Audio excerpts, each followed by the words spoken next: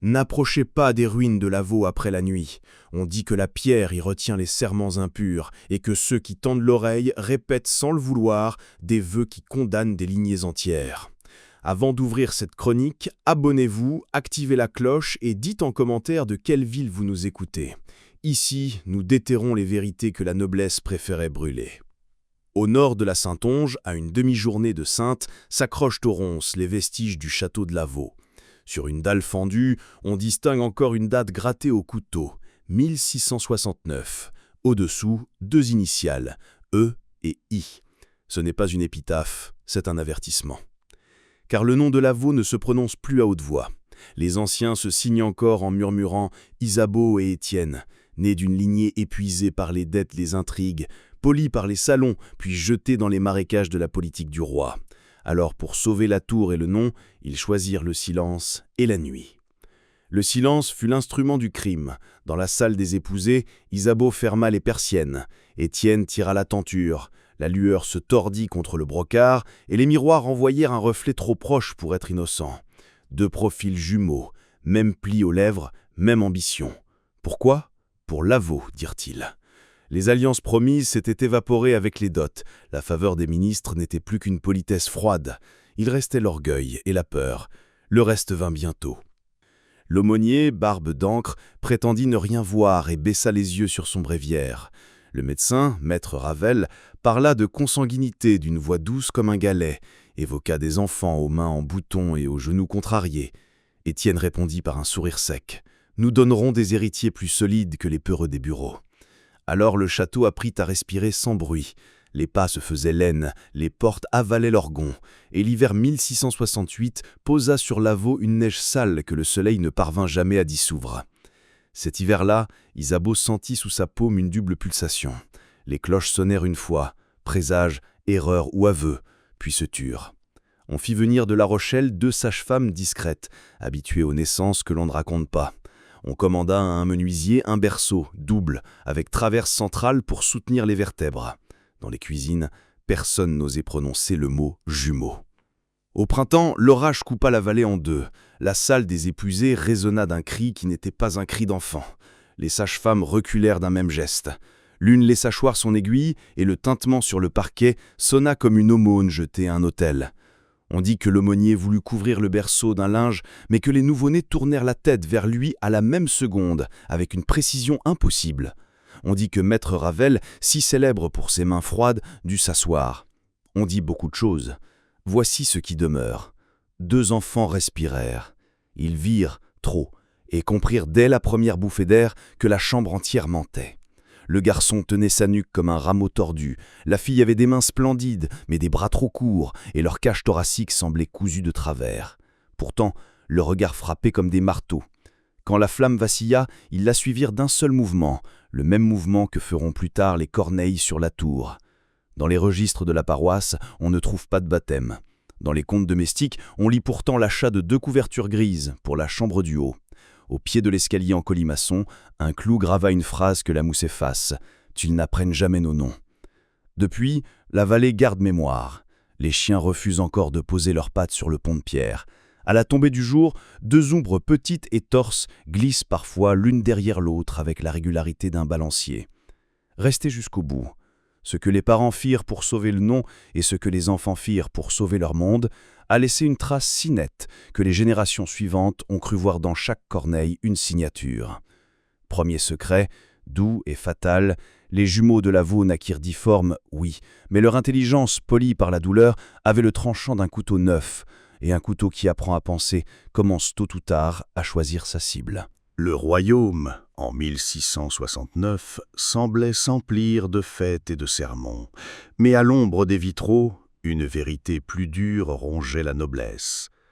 La famille de Lavaux, jadis maître de 100 arpents de vignes et allié des plus grands, voyait ses coffres vides, ses terres hypothéquées, ses titres devenus ornements. Étienne et Isabeau, frères et sœurs, savaient que leur nom risquait de disparaître des registres avant la fin du siècle. C'était une époque où les mariages n'étaient pas des histoires de cœur, mais de calcul. Chaque alliance, chaque contrat scellé par un prêtre avait le poids d'une armée. Pourtant, pour les Lavaux, Plus personne ne voulait risquer une dot.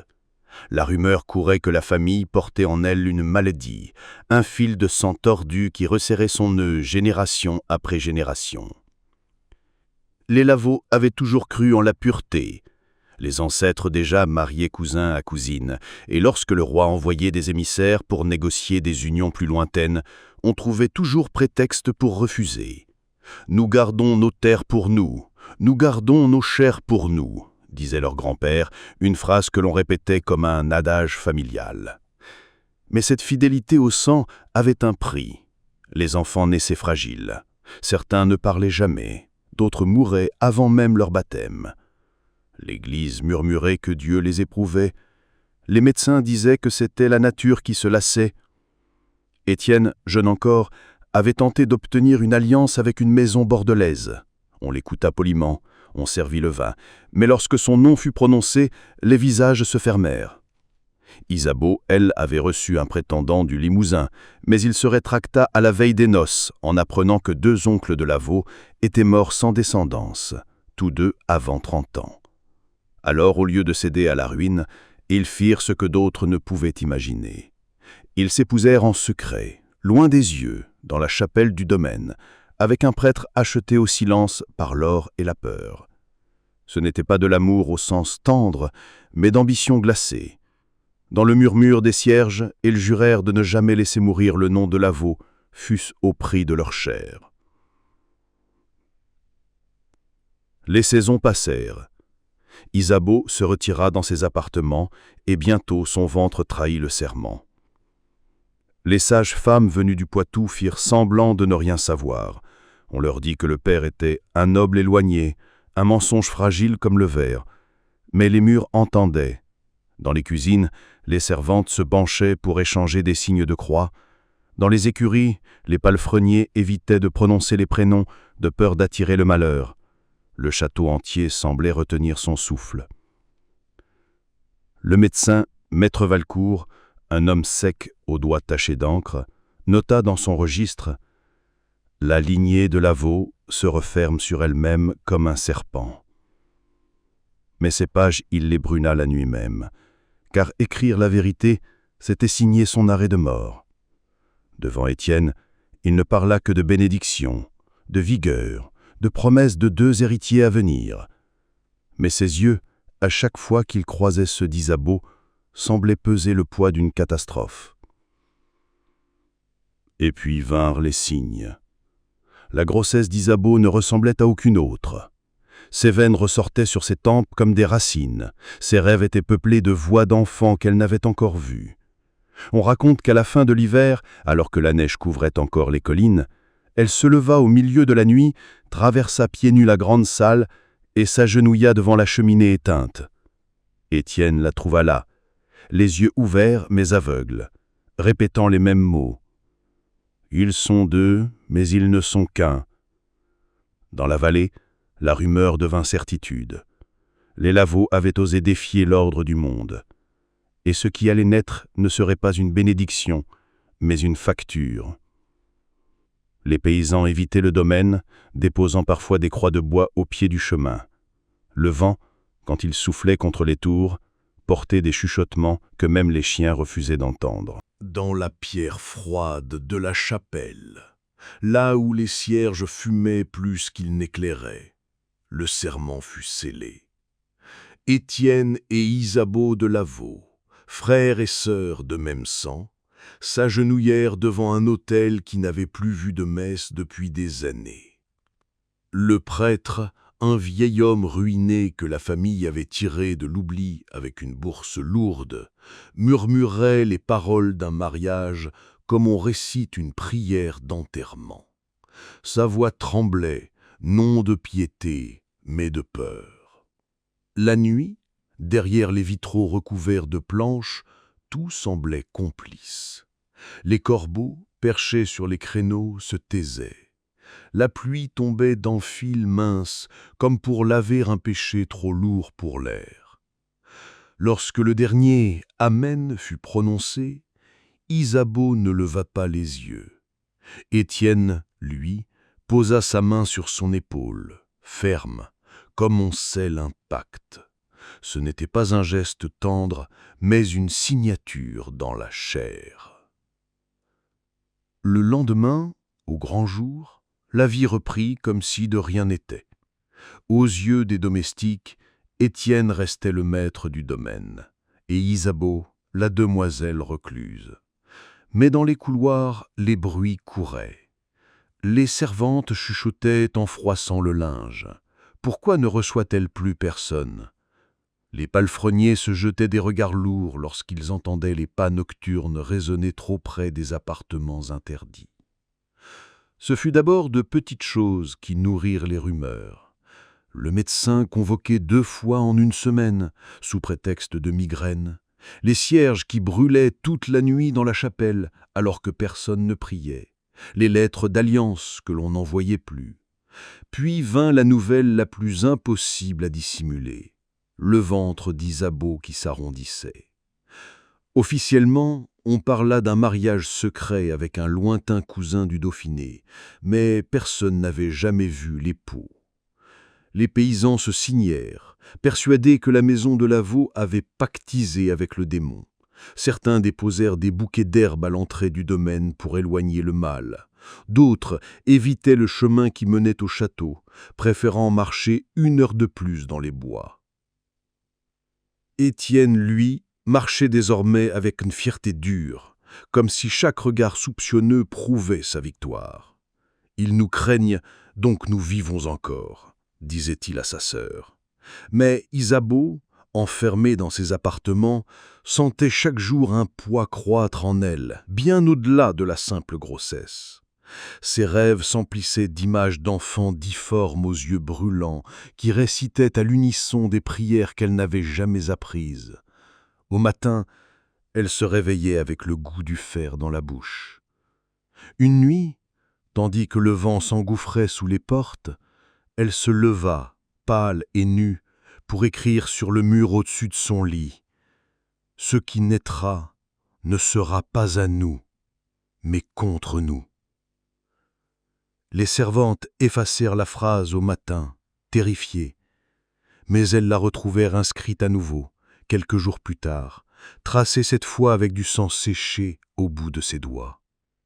Le médecin, maître Valcourt, appelé en hâte, affirma que les signes n'étaient que troubles de l'humeur. Pourtant, dans son carnet secret, il écrivit « Les mouvements dans son ventre ne ressemblent pas à ceux d'enfants ordinaires. Il frappe comme s'il voulait se libérer. » Puis il cacha ses pages au fond de son coffre, là où il entassait déjà d'autres notes jamais montrées à Étienne. Dans le château, le silence devenait insupportable. Les couloirs semblaient trop longs, les miroirs renvoyaient des reflets qui n'appartenaient pas aux vivants. Les nuits d'orteil, certains juraient entendre 2 voix d'enfants résonner à travers les murs, comme si les jumeaux n'attendaient pas la naissance pour se faire entendre. Alors que l'été approchait, les paysans de la vallée parlaient déjà de « la dette du sang ». Ils disaient que le château de Lavaux allait payer pour ses siècles de fierté et de consanguinité, que Dieu lui-même avait fermé les yeux trop longtemps. Et dans la chambre haute, Isabeau priait, mais pas pour être sauvée. Elle priait pour que ses enfants naissent humains. La nuit du 21 juin 1669, le ciel se déchira au-dessus de Lavaux. Des éclairs striaient les collines et la pluie martelait les vitres comme si elle voulait pénétrer dans le château lui-même. Dans la chambre haute, tapissée de velours sombre, Isabeau gisait sur des draps imbibés de sueur et de sang. 3 sages-femmes, venues du Poitou contre de l'or et des menaces, s'affairaient autour d'elle, leurs mains tremblantes malgré l'expérience. Étienne, debout près de la cheminée éteinte, observait sans un mot, les poings serrés derrière le dos. Les cris d'Isabeau n'étaient pas ceux d'une femme en travail ordinaire. C'étaient des hurlements rauques, déchirants, interrompus par des phrases incohérentes, comme si 2 voix parlaient en elle. Une fois, les sages-femmes jurèrent l'avoir entendu répondre à une voix qui n'était pas la sienne.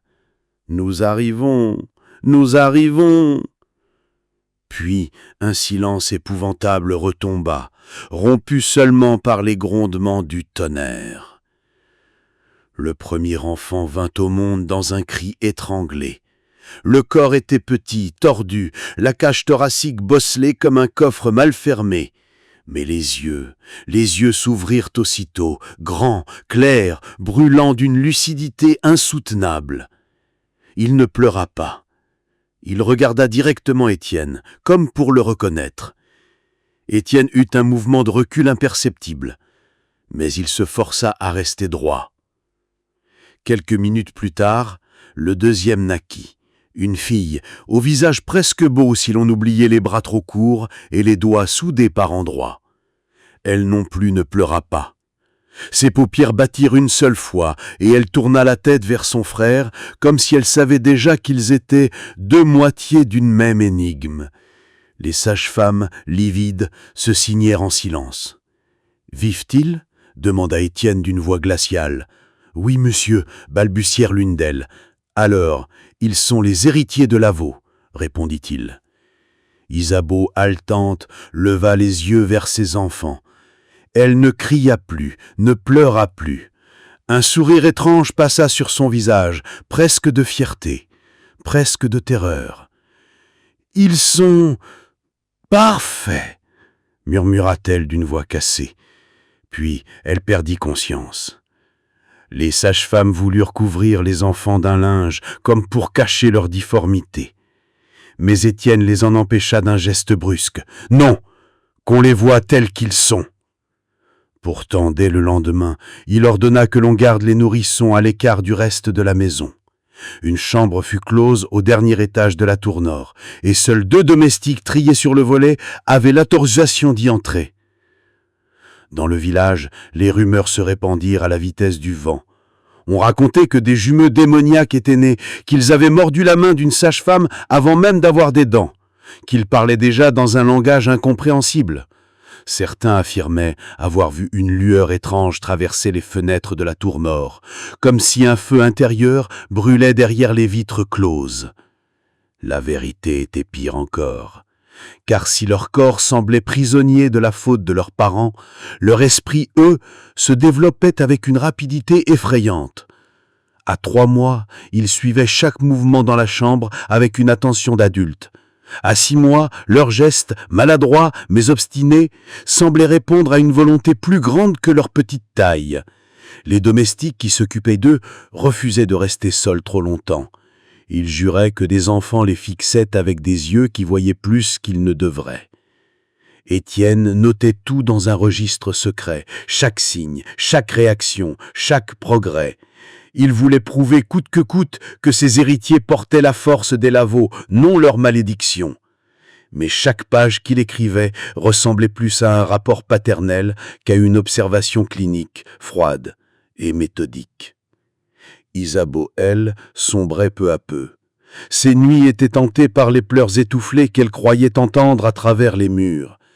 Mais lorsque les nourrissons étaient devant elle, il restait silencieux, la fixant comme pour se moquer de ses angoisses. Un soir, elle jura les avoir entendus murmurer à l'unisson dans leur sommeil, articulant son propre nom. Et dans les profondeurs du château, entre la pierre humide et les couloirs vides, commença à se répandre l'idée que ces enfants n'étaient pas une promesse, mais une sentence. Une sentence écrite dans leur chair tordue et dans l'éclat glaçant de leurs regards. Les saisons passèrent, et avec elles, l'espoir qu'on puisse un jour cacher ce qui était né à Lavaux. Étienne tenait toujours son registre.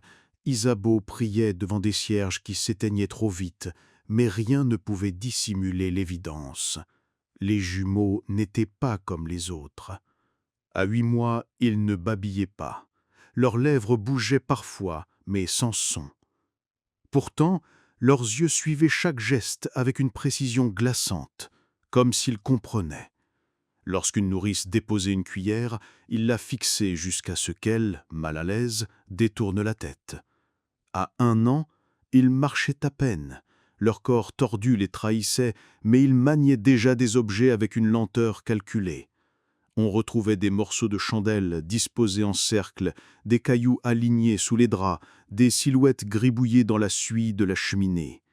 Isabeau, d'abord ravi de voir leur intelligence s'épanouir, finit par comprendre que cette vivacité n'était pas un don innocent. Un soir, alors qu'elle croyait les observer dormir, elle les vit tous deux assis dans leur berceau double, se tenant par les mains, les yeux ouverts dans l'obscurité. Ils ne bougeaient pas, mais leurs lèvres s'agitaient à l'unisson comme s'ils chantaient un psaume muet. Étienne, lui, voyait dans chaque signe une preuve de grandeur. « Ils sont forts, répétait-il, ils feront taire les rumeurs. » Il les amenait parfois dans la grande salle, les asseyait sur une chaise trop haute et les obligeait à rester immobiles sous le regard des domestiques. « Regardez-les, disait-il, ils sont dignes. » Mais les serviteurs baissaient les yeux, incapables de soutenir le regard des enfants. À mesure qu'ils grandissaient, leur cruauté se dessinait. Ce n'était pas une cruauté de caprice d'enfant, mais une froideur calculée. Ils observaient les animaux du château avec une attention inquiétante. Des oiseaux morts furent retrouvés sous leur couverture, le cou grisé sans bruit. Les chats évitaient désormais la tour nord. À 3 ans, ils avaient trouvé un jeu, disposaient des poupées de chiffon autour d'une bassine d'eau et les poussaient une à une sous la surface. Quand la nourrice les surprit, ils levèrent la tête ensemble et murmurèrent pour la première fois un mot audible. « Silence !» Le bruit courut jusque dans le village. On disait que les enfants de Lavaux ne riaient jamais, qu'ils ne pleuraient pas, qu'ils observaient tout avec des yeux de vieillards. Les paysans juraient les avoir aperçus derrière les fenêtres de la tour nord, les visages collés contre la vitre, fixant la vallée comme des guetteurs d'un autre monde. Isabeau s'effritait. Elle parlait à voix basse, répétant que ses enfants savaient des choses qu'ils ne devraient pas savoir. Elle demanda à Étienne de les envoyer au couvent, de les cacher au moins aux yeux de Dieu. Étienne refusa avec une froide détermination. « Dieu les a faits, ils resteront ici. » Mais dans les nuits d'orage, le château entier semblait se plier à la volonté des jumeaux. Des portes s'ouvraient seules, des chandelles s'éteignaient sans courant d'air. Une servante affirma qu'elle avait entendu 2 voix chuchoter derrière elle dans un couloir vide. Elle quitta le domaine le lendemain, sans demander sa paye. Étienne, chaque soir, continuait à écrire. Il notait les progrès, les phrases prononcées, les jeux morbides, comme si l'ordre froid des mots pouvait dompter l'inquiétude. Mais ce qu'il ne notait pas, ce qu'il refusait d'avouer même à lui-même, c'est que parfois, en entrant dans la chambre des enfants, il avait l'impression d'être observé non pas par 2 âmes juvéniles, mais par des juges anciens assis dans des corps d'enfants trop petits pour contenir leur savoir. Et plus les jumeaux grandissaient, plus il devenait clair qu'ils n'étaient pas seulement le fruit d'un péché, ils étaient aussi quelque chose de nouveau, de volontaire, comme si la faute des Lavaux avait façonné des créatures capables de décider de leur propre destin. La vallée de Saintonge, déjà méfiante, se mit à vibrer de murmures. Au marché du samedi, entre les étals de pommes et de sel, les femmes se penchaient l'une vers l'autre pour raconter ce qu'elles avaient entendu de la maison de Lavaux. Certains parlaient de pleurs étouffés, qui n'étaient pas des pleurs, mais des chants d'église inversés. D'autres juraient avoir vu 2 silhouettes d'enfants derrière les vitres de la tour nord, immobiles comme des statues, même quand la pluie battait contre le verre. Un meunier affirma qu'en passant près du domaine, il avait entendu des voix enfantines l'appeler par son prénom alors qu'il n'avait jamais croisé les jumeaux. Sa femme l'accusa d'avoir bu. Mais lorsqu'il retourna seul au moulin, le soir venu, il retrouva sur le seuil une petite poupée de paille ficelée avec un brin de sa propre chemise, disparue la semaine précédente. Les prêtres du village furent bientôt assiégés de questions. « Est-ce vrai qu'ils sont possédés? Peut-on bénir la maison ?» Le curé, homme épuisé, répondit seulement « Dieu seul sait ce qu'il permet. » Mais la nuit, il rédigeait des lettres scellées à l'évêque de Saintes, implorant une enquête. Ces lettres ne reçurent jamais de réponse. À l'intérieur du château, la peur s'installait. Les domestiques restants travaillaient vite, sans lever la tête.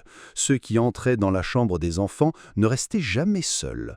On exigeait d'aller par deux, comme si l'un pouvait protéger l'autre d'un regard trop insistant. Pourtant, chaque semaine, quelqu'un donnait sa démission, prétextant une famille malade ou une terre à cultiver. Étienne les remplaçait par d'autres, plus pauvres, plus dociles, mais le cycle se répétait. Les Lavaux eux-mêmes ne sortaient presque plus. Les invitations au bal, au dîner de nobles voisins restaient sans réponse. Étienne disait qu'il n'avait pas à se montrer. Mais la vérité, c'est qu'ils n'osaient plus quitter leurs murs.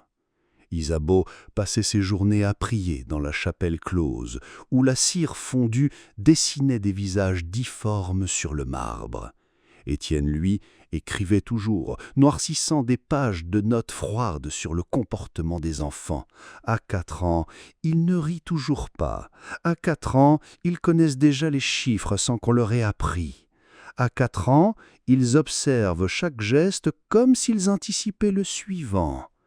Puis, survint un épisode qui scella les rumeurs.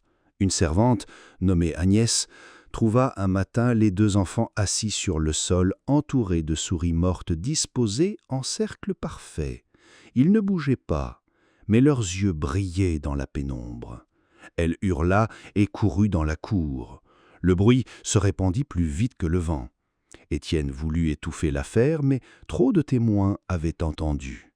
Au village, les paysans vinrent à éviter même le chemin qui passait devant le domaine.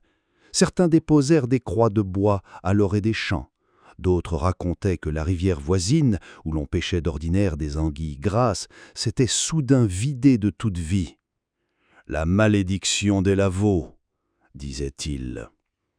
Un soir, alors que le vent hurlait dans les collines, un groupe de villageois monta jusqu'au portail du château.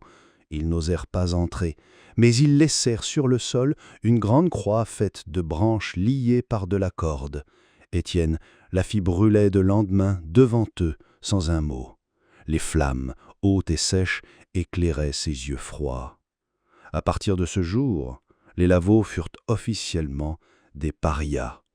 On ne leur adressait plus la parole, on ne commerçait plus avec eux, on ne priait plus pour eux à l'église.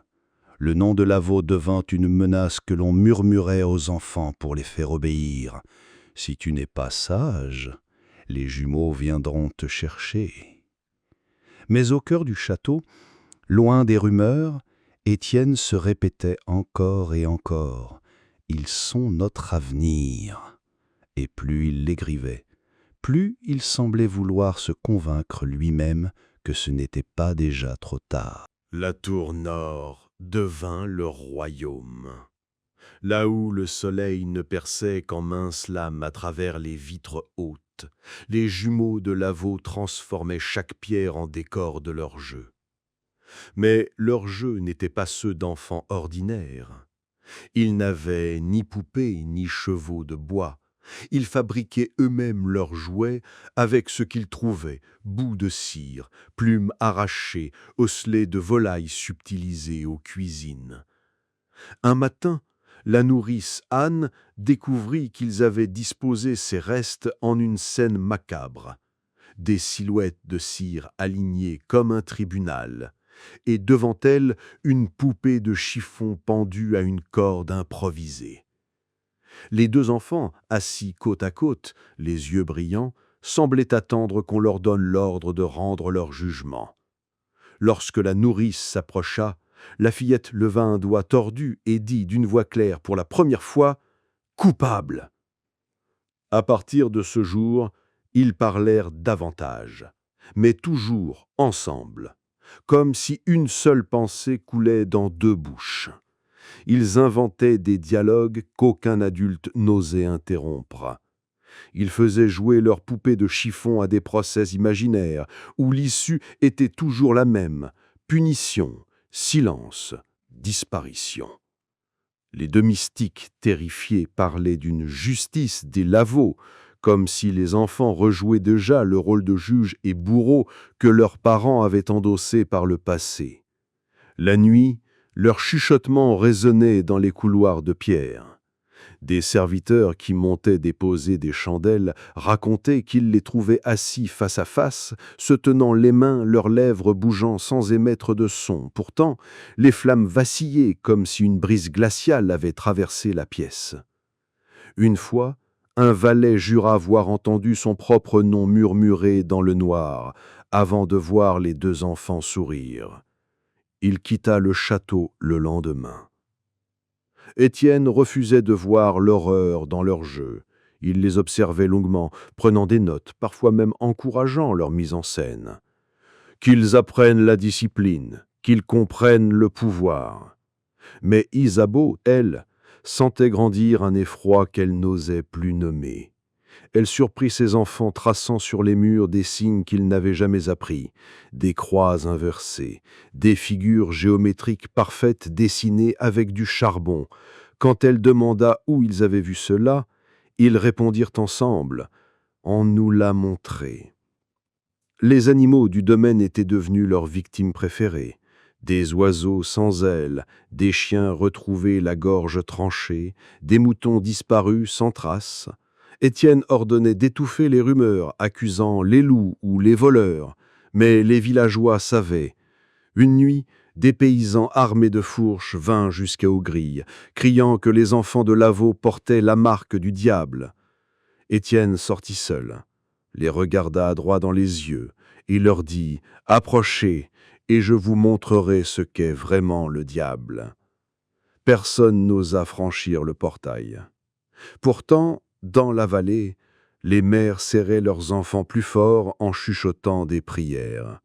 On disait que les jumeaux appelaient les âmes des morts dans leurs jeux, que leur voix montait parfois jusqu'au clocher et faisait taire les cloches. Dans la tour nord, entre les pierres humides et les chandelles consumées, les enfants grandissaient. Leurs corps restaient tordus, douloureux, mais leurs esprits s'aiguisaient comme des lames. Ils ne demandaient plus rien à leurs parents, ils ne pleuraient jamais. Ils observaient, ils apprenaient. Et chaque fois qu'un adulte entrait dans leur chambre, ils ressortaient avec la même impression, celle d'avoir été jugés, pesés et déjà condamnés. La peur rampa dans le château de Lavaux au cœur d'un automne trop doux. Les feuilles rouges s'accrochaient encore aux arbres quand survint ce que tous redoutaient, la première mort. Elle s'appelait Marguerite, une jeune servante de 16 ans arrivée à Lavaux depuis à peine 2 mois. Elle chantait en travaillant un filet de voix claire qui résonnait jusque dans les couloirs. Les enfants l'écoutaient, immobiles, chaque fois qu'elle montait leur apporter le repas. Étienne, qui tenait toujours son registre, nota « Il la fixe d'une intensité particulière. La musique semble les captiver. » Isabeau, elle, supplia qu'on éloigne Marguerite de la tour nord. Mais Étienne refusa. « Qu'ils apprennent à connaître la douceur, dit-il. » Une nuit, alors que les couloirs dormaient, Marguerite ne redescendit pas de l'étage des enfants. On la chercha partout. Ses sabots furent retrouvés près de la porte close de la chambre des jumeaux, mais son corps resta introuvable. Étienne déclara qu'elle avait fui le domaine, lassée de la discipline. Pourtant, dès le lendemain, les rumeurs enflèrent. Un palefrenier jura avoir vu une tache sombre s'infiltrer entre les pierres du mur de la tour, comme si le sang lui-même cherchait une issue. Une autre servante affirma que, cette nuit-là, elle avait entendu 2 voix d'enfants chanter en chœur une comptine qu'elle n'avait jamais apprise. Au matin, sous le lit des jumeaux, on trouva un ruban de soie taché, celui que Marguerite portait toujours autour de sa chevelure. Étienne fit disparaître la preuve et interdit qu'on en parle. « Celui qui prononce son nom hors de ces murs sera chassé. » Mais les domestiques n'avaient pas besoin de mots. Leurs regards parlaient pour eux. Beaucoup quittèrent le château dans les jours qui suivirent, abandonnant outils et vêtements. Isabeau sombrait davantage. Elle errait dans les couloirs, le visage blême, répétant « Ils choisissent maintenant ». Quand elle entra dans la chambre des enfants et vit leurs petites mains tachées d'une matière brunâtre, elle poussa un cri étouffé. Mais les jumeaux ne bougèrent pas. Ils la fixèrent, leurs yeux brillants dans l'ombre, et dirent ensemble « Elle est silencieuse maintenant ». Dans la vallée, l'affaire se transforma en légende. On affirma que Marguerite avait été sacrifiée dans un rituel, que les enfants de Lavaux buvaient le sang des innocents. Les prêtres fermèrent leurs portes à la famille, refusant de prononcer leur nom en chair. On évitait désormais le chemin du château, même en plein jour, préférant contourner les collines plutôt que de passer sous ses murailles. Étienne, implacable, tenta encore de rationaliser. Dans son registre, il écrivit « L'incident prouve leur capacité à agir selon une volonté propre. Ils ne sont pas faibles, ils sont supérieurs. » Mais au fond, même lui n'osait plus rester seul dans leur chambre. Une nuit, alors qu'il observait ses enfants assis au pied de leur lit, Étienne crut voir l'ombre de Marguerite derrière eux, debout dans un coin, les yeux grands ouverts, la gorge noire. Il cligna des yeux et la vision disparut. Mais les jumeaux, d'une voix douce et commune, lui demandèrent « Tu la vois aussi ?» Ce fut ce soir-là qu'Étienne comprit que le château n'appartenait plus aux Lavaux.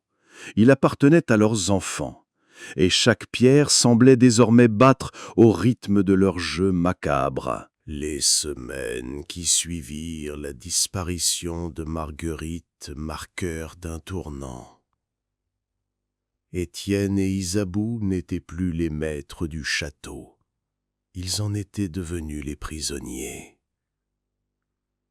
Les jumeaux grandissaient dans leur corps tordu, mais leur esprit s'étendait comme une brume froide qui envahissait chaque pièce. Étienne s'efforçait de conserver l'autorité, il continuait d'écrire, il forçait ses enfants à l'écouter lire des psaumes, il ordonnait qu'on les habille de soie pour les repas, mais plus il parlait, plus ses mots semblaient se dissoudre dans l'air, comme si les enfants ne les entendaient pas. Leur regard suffisait à réduire ses discours au silence. Isabeau, elle, ne luttait plus. Elle passait des heures à les observer, fascinée et terrorisée à la fois, comme une esclave amoureuse de ses geôliers.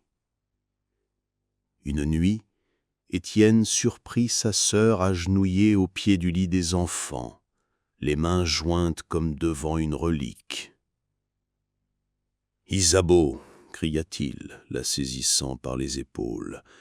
Mais elle répondit d'une voix basse.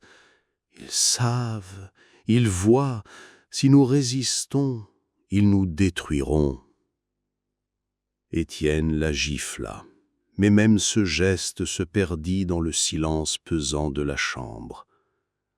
Les jumeaux, sans un mot, sourirent. Le château s'était vidé.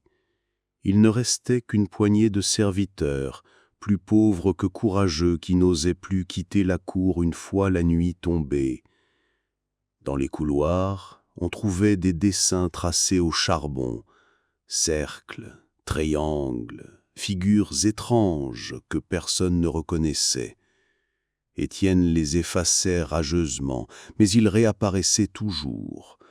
« Ce sont des gribouillis d'enfants », répétait-il, mais ses yeux fuyaient chaque fois qu'il prononçait ces mots. Les jumeaux avaient désormais leurs habitudes. Chaque soir, ils exigeaient d'être installés dans la grande salle, sur les fauteuils sculptés qui appartenaient jadis à leurs ancêtres. Ils y restaient immobiles, les yeux fixés sur leurs parents, comme des juges attendant qu'on plaide devant eux. Étienne tentait de parler d'avenir, de mariage possible, de restauration du nom de Lavaux. Les enfants ne répondaient pas, ils se contentaient de chuchoter entre eux, si bas que les adultes ne pouvaient entendre. Puis, soudain, ils éclataient d'un même mot, sec et tranchant, « mensonge ». Isabeau, brisée, en vint à nourrir leur jeu. Elle leur apportait des poupées de chiffon, des chandelles, des rubans. Elle les observait réarranger tout cela en cérémonie qu'aucun adulte n'aurait osé imaginer. Étienne s'emportait, criait qu'elle les encourageait, mais au fond, lui aussi s'y soumettait, car chaque fois qu'il tentait de s'opposer, il sentait dans le regard des enfants une menace muette. Une nuit, alors qu'il écrivait dans son registre, Étienne entendit un pas derrière lui. Il se retourna mais ne vit rien. Pourtant, dans le reflet de l'encrier, 2 silhouettes d'enfants se tenaient derrière son épaule. Il claqua le livre et se leva brusquement, haletant. Quand il ouvrit la porte, les jumeaux étaient déjà assis au sol, leurs mains jointes, comme s'ils attendaient. « Tu écris sur nous », dirent-ils. Étienne tenta de nier, mais Isabeau, à ses côtés, chuchota. « Ils savent tout. » Le château devint une cage, et les Lavaux les oiseaux piégés. Chaque parole, chaque geste semblait peser, juger, condamné par ces 2 êtres qui n'étaient plus de simples enfants. Et pour la première fois de sa vie, Étienne comprit qu'il n'avait plus le contrôle. Il n'était pas le maître de la maison de Lavaux. Il n'était que le père d'un héritage qui le tenait désormais en laisse. L'hiver approchait lorsque les murmures de la vallée se transformèrent en colère ouverte. Trop d'histoires circulaient désormais autour du château de Lavaux. La disparition de Marguerite, les serviteurs fuyant la nuit sans demander leur solde, les silhouettes qu'on disait voir à la fenêtre de la tour nord, tout cela formait un récit que plus personne ne pouvait ignorer. Un matin de novembre, le curé de Saintonge monta en chaire, pâle et tremblant. Il parlait d'impiété, de sang impur, de châtiment divin. Il ne cita pas le nom des Lavaux, mais tout le monde comprit. Les paysans sortirent de l'église en silence, le visage fermé. Ce silence, plus que n'importe quel cri, scella leur décision. La semaine suivante, à la tombée du noir, une foule armée de fourches, de torches et de haches monta le chemin du château. Ils n'étaient pas nombreux, peut-être 30, mais leur détermination était celle d'un siècle de rancune. Devant la grille, ils plantèrent une grande croix de bois sur laquelle ils accrochèrent une pancarte « Que Lavaux tombe ». Isabeau les vit depuis la fenêtre de la tour et se mit à trembler. Étienne, lui, descendit seul jusqu'au portail.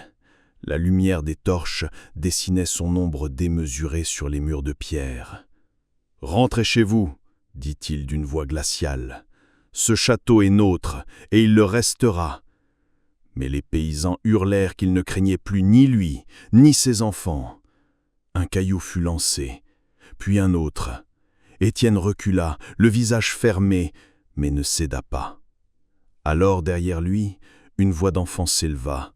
Non pas un cri, mais une parole nette, venue de la tour nord, portée par le vent. « Rentrez !» La foule s'immobilisa. Ceux qui tenaient les torches virent la flamme vaciller, comme si un souffle invisible passait entre eux. Un silence lourd s'installa. Puis les paysans reculèrent d'un pas, certains se signant frénétiquement. Ils ne s'attendaient pas à entendre les voix des jumeaux. La foule se dispersa sans qu'aucune arme ne soit levée. Mais ce soir-là, quelque chose se brisa définitivement. Dans la vallée, on ne parla plus des Lavaux comme d'une famille maudite. On parlait d'eux comme d'un danger à abattre. Les anciens évoquaient les bûchers des siècles passés, les chasses aux sorcières, les purges nécessaires pour sauver une communauté. Étienne savait que l'assaut n'était que repoussé. Il fit renforcer les portes, clouer les fenêtres basses et interdit aux derniers serviteurs de quitter la cour après le coucher du soleil. Mais déjà, des signes inquiétants s'accumulaient. Des croix tracées à la chaux apparaissaient sur les murs extérieurs du château chaque matin. Des animaux morts étaient déposés devant la grille, la gorge tranchée. Isabeau supplia son frère. Partons, quittons ce lieu avant qu'ils ne reviennent. » Mais Étienne, obstiné, répondit « Ils n'oseront jamais franchir ces murs. » Pourtant même lui savait que ce n'était qu'une question de temps. Dans la tour nord, les jumeaux observaient la vallée depuis leurs fenêtres étroites.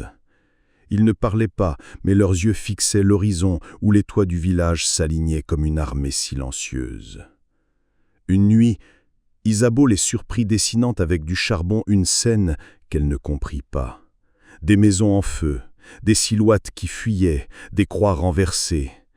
Et quand elle leur demanda ce que cela signifiait, ils répondirent simplement, d'une seule voix, « Ils viendront, et nous les attendrons. » La révolte éclata par une nuit de janvier, quand la lune, voilée par les nuages, ne donnait qu'une lumière blafarde. Les villageois étaient revenus, cette fois en plus grand nombre. 50 hommes et femmes, armés de fourches, de haches et de torches, montèrent le chemin vers Lavaux. Ils avaient juré d'en finir avec la malédiction. Les flammes de leurs torches se reflétaient dans la rivière, dessinant une ligne rouge sang qui semblait annoncer un sacrifice. Étienne, qui veillait tard dans la bibliothèque, fut alerté par le vacarme des premiers coups frappés contre la grille. Il saisit son épée, oubliée depuis longtemps, et descendit. Isabeau, blême, s'agenouilla dans la chapelle, implorant un Dieu qui ne répondait plus. Dans la tour nord, les jumeaux s'étaient éveillés sans qu'on vienne les prévenir. Ils s'étaient levés de leur lit, se tenant par la main, leurs yeux brillants comme des braises dans l'ombre. Les paysans forcèrent la grille et envahirent la cour. Les torches, brandies comme des armes, jetaient des ombres déformées sur les murs. Ils criaient qu'il fallait purger le château, brûler les enfants, effacer jusqu'au nom des Lavaux. Étienne fit face, son épée dégainée. Il parvint à en repousser 2, mais il savait qu'il ne tiendrait pas. « Vous ne franchirez pas ce seuil !» hurla-t-il. Mais derrière lui, dans la grande salle, une voix enfantine répondit « Laissez-les entrer !» Alors, les portes du château s'ouvrirent toutes seules. Un souffle glacial parcourut la cour, éteignant plusieurs torches. Les villageois, saisis, hésitèrent, mais la masse les poussa en avant. Ils franchirent le seuil. C'est alors que le feu éclata, non pas celui de leurs torches, mais un incendie jaillit de l'intérieur même du château. Les tapisseries prirent feu d'un seul coup, les flammes courant le long des poutres, comme si elles attendaient ce moment depuis des années. Dans la confusion, certains juraient voir les jumeaux descendre l'escalier de la tour, se tenant toujours par la main, leurs yeux difformes se découpant dans la lueur rouge. Ils ne couraient pas, ne fuyaient pas. Ils avançaient lentement, fixant la foule d'un regard qui glaça jusqu'aux plus braves. Un vieillard lâcha sa hache en hurlant « Ce ne sont pas des enfants !» Le chaos se déchaîna. Les paysans tentèrent d'éteindre les flammes, mais celles-ci semblaient se nourrir de l'air lui-même. Les pierres éclataient sous la chaleur. Étienne combattait encore, frappant dans la foule, mais ses forces déclinaient. Isabeau apparut alors dans la grande salle, ses vêtements en feu, serrant une croix contre sa poitrine. Elle cria « Pardonnez-leur !» avant de disparaître dans l'effondrement du plafond. Les villageois s'enfuirent, emportant avec eux l'image des jumeaux immobiles au milieu des flammes. Certains affirmèrent qu'ils souriaient, d'autres jurèrent qu'ils récitaient des paroles incompréhensibles, couvertes par le rugissement du feu. Au matin, le château de Lavaux n'était plus qu'un squelette noirci. Les tours s'étaient effondrées. Les pierres fumaient encore, mais dans les décombres, aucun corps d'enfant ne fut retrouvé. Les villageois fouillèrent, retournèrent chaque poutre, chaque dalle brûlée. Ils retrouvèrent les restes d'Isabeau, carbonisés, et l'épée d'Étienne brisée en 2. Mais des jumeaux, rien. Pas même un os. Alors naquit la légende. Certains disaient qu'ils étaient péris dans le feu, consumés avec la maison. D'autres affirmaient qu'ils s'étaient évaporés dans la nuit, portés par une force que nul ne pouvait comprendre. Et d'autres encore juraient les avoir vus, des années plus tard, 2 silhouettes difformes marchant main dans la main à travers la brume, fixant les vivants de leurs yeux trop brillants. Ce qui est certain, c'est que cette nuit-là, Le nom de Lavaux mourut dans les flammes. Mais la peur, elle, ne s'éteignit jamais. Au matin qui suivit l'incendie, la vallée s'éveilla sous une brume lourde. Les villageois montèrent jusqu'aux ruines du château, craignant d'y trouver des survivants, espérant y voir des cendres définitives. Mais ce qu'ils découvrirent ne fit qu'alimenter la terreur. La grande salle, où les flammes avaient tout dévoré, laissait pourtant intact un détail. 2 petites chaises de bois, noircies mais debout, posées l'une en face de l'autre. Sur chacune reposait une empreinte de cendre, comme si 2 enfants s'y étaient assis longtemps après que tout le reste s'était effondré. On retrouva aussi le registre d'Étienne, miraculeusement épargné, bien que ses bords fussent noircis. Les dernières pages, griffonnées d'une écriture hâtive, disaient « Ils ne nous appartiennent plus, ils n'ont jamais été nôtres ». Les habitants voulurent sceller les ruines, dresser une croix et interdire l'accès. Mais à la tombée de la nuit, certains jurèrent voir une lueur rougeâtre filtrer entre les pierres calcinées, comme si un brasier intérieur continuait de brûler. Un berger affirma avoir entendu des rires d'enfants flotter dans la brume.